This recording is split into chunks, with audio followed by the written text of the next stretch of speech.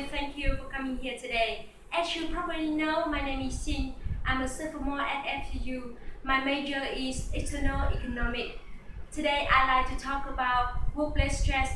That is, I'll bring you some examples of workplace stress and ways to deal with them. I bet it will be an interesting and useful topic for all of you. Okay, I divided my presentation into three parts. First, I'll start off by showing you some examples of workplace stress. Then I'll move on to effects of uncontrolled stress. I'll end my presentation with some ideas to deal with them. My talk should take about 12 minutes. If you have any question, please feel free to interrupt me. Okay, before started with some example of workplace stress, please have a look at this pie chart.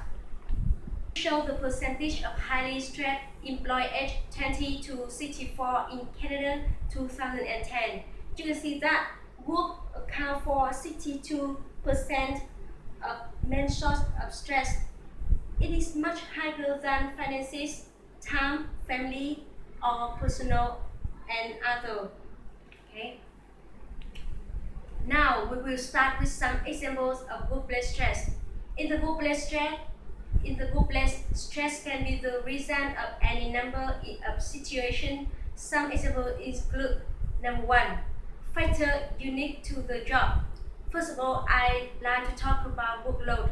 For example, you have to write a report with a tight deadline, make a presentation to senior executives, or your work schedule is very heavy. Hours of work. If you work more than 8 hours per day or rest time between shifts is too short, certainly you will be tired or even exhausted. Besides, many people have skills or abilities which do not match job demands. Other lack of training or preparations, such as meeting important visitors for the first time, making a presentation, or leading a formal meeting. Moreover, physical environment like noise, air quality is an important factor too. It's become really difficult to work in such a noisy environment. For example, you are trying to do your stuff and then find telephone start ringing. At that time, this office is become a nightmare. Okay, next, number two, career development. Firstly, under promotion. If you are an ambitious person, you will try to work hard and gain promotion in your job. Secondly, job security. You are being afraid of losing your job. In other words, you fear that of redundancies either from economy or lack of work to do. Okay, let's move to number three, relationship at work. Firstly, with supervisors. For example, there's a lot of control and your work is monitored closely. It's very stressful when you feel you are being watched all the time. Another instance, your boss is very pushy and likes to jump on every single mistake.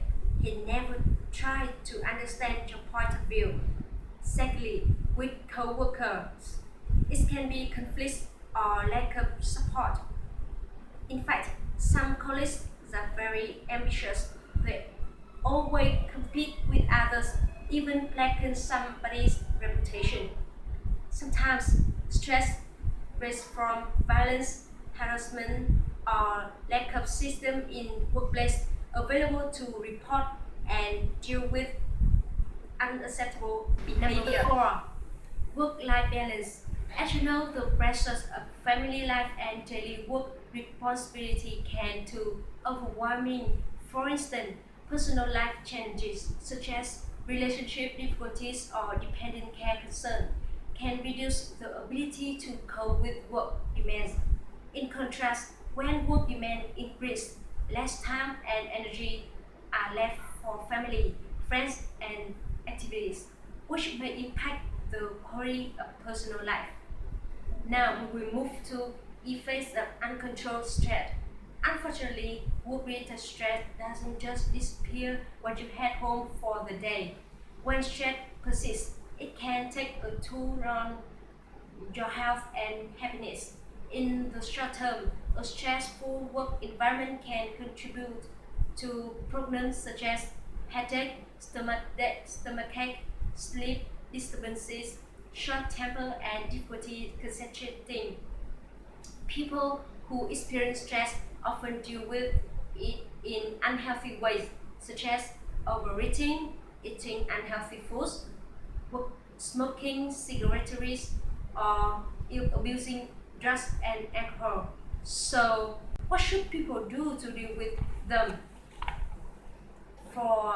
To answer the question, let's move to some ideas to deal with workplace stress. First question: what can the employer do to help? Employers should assess the workplace for the risk of stress. Look for pressure at work which could cause high and long-lasting levels of stress, and who may be harmed by these pressures. Determine what can be done to prevent the pressures from becoming negative stressors. Employee can address stress in many ways. Treat all employees in a fair and respectful manner. Encourage employees in decision making and allow for their input directly or through committees. Provide workplace health and fitness program. For example, a free medical checkup every year. No smoking policy in the staff restaurant. Change the menus and offer healthier meals. Make sure staff have training, skills, and resources they need.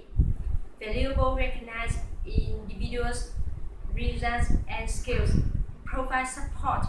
Be clear about job expectations.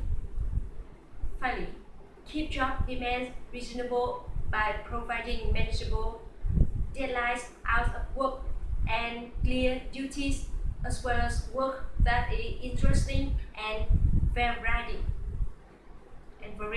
Okay. Second question: what can the employees do to help themselves? In the workplace, they can try some of the following suggestions. First, keep workplace clean and organized. For many people, it's difficult to focus when their desk is filled up with papers, phone messages, business cards, magazines, or newsletters. They always that thought, what have I forgotten to do? Therefore, a complete filing system and storage space can help you to organize your office in such a way where everything is in place and in reach for work. Secondly, learn to handle or ignore interruption. Maybe you have a colleague who constantly stops by your desk to check on or your seat near the noisy elevator, or your office had large window. If you make an effort to learn how to properly handle this interruption or ignore distraction in the workplace, you could significantly decrease your level of stress. Next, adapt to change. That change makes you anxious. If your workplace see a lot of turnover, physical changes, new software or technology like printers, computers, you have to learn to adapt quickly. Be a good communicator. Poor communication often causes confusion and therefore stress in the office. If those around you aren't communicating well, ask questions, make suggestions, and do whatever else you can to improve the situation.